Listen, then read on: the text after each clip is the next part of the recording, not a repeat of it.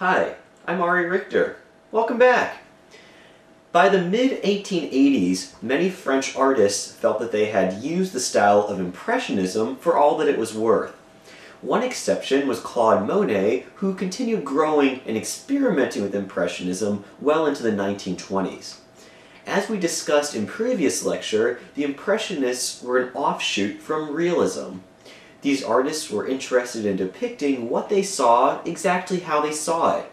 Whether Monet observed red in a lake or blue in a tree, he would favor his optical receptors over his knowledge of local color. The strictness of having to adhere to pure observation is what eventually alienated many artists from Impressionism. The younger generation of artists found these new limitations just as confining as the ones that early modernism had rebelled against in the first place. Unlike realism or Impressionism, post-impressionism is more descriptive of a time period than a specific movement. It is a term used to describe the wide variety of art being produced in France from around the mid-1880s, directly following the popularity of Impressionism, to the turn of the century. One factor that distinguished many of the post-impressionist artists from their predecessors is a negation of observed reality. In essence, this means that post-impressionists began favoring elements of fantasy over a strict adherence to reality. This is a huge shift in sensibilities, considering that elements of naturalism had been the focus of the avant-garde for the last 35 years. Vincent Van Gogh was an artist from this time period who was not so concerned with depicting the world as it appeared to his eyes. Van Gogh was born in the Netherlands and moved to France to pursue painting. He is known for his impasto application of paint and his highly saturated and emotionally charged color palette.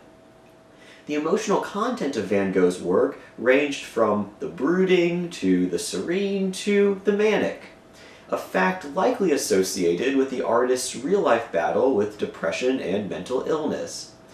This painting, entitled The Starry Night, is one of the most well-known examples of Van Gogh's work. The image itself is based on a real-life vista, a view from his window at a mental hospital where he had committed himself.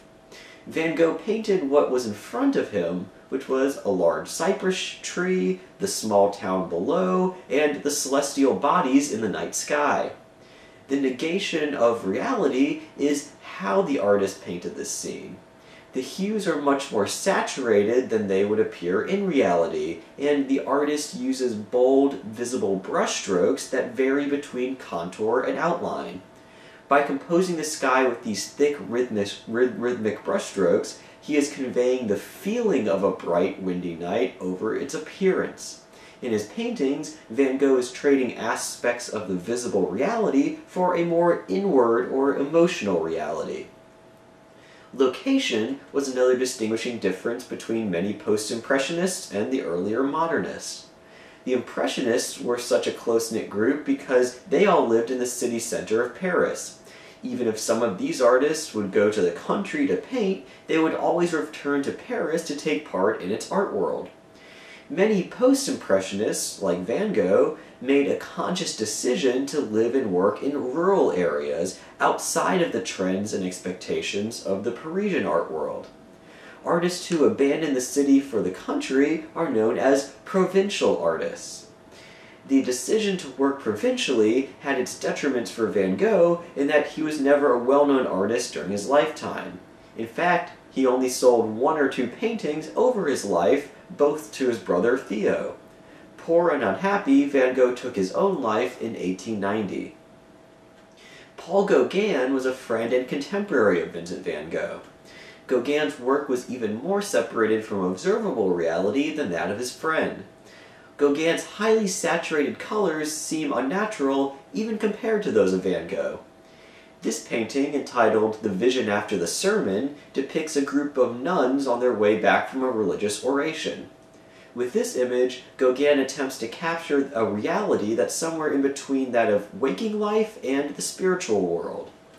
The scene that is unfolding in the top right is the biblical theme of Jacob wrestling with an angel.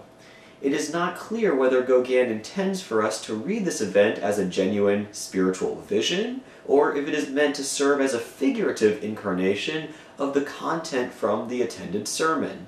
Regardless, the unnaturally bright cadmium red hue of the ground plane serves to separate the space of these two realities. Like his friend Van Gogh, Paul Gauguin was a self-imposed provincial artist. There was even a short time when the two artists lived together in the south of France. Unlike his friend, Gauguin had already established a notable reputation in Paris before escaping civilization. He would send his paintings back to Paris, where they would be exhibited and sold at galleries. Gauguin spent his later life living in Tahiti among the native islanders. Like his earlier work, many of these paintings took interest in notions of spirituality. This work, entitled "Where Do We Come From? What Are We? Where Are We Going?" is rich with spiritual and symbolic value. As with Vision After the Sermon, this painting is not intended to represent a single moment or a single reality. This is reinforced by the unnaturally saturated colors and the stylized figures that are only partially observed from reality.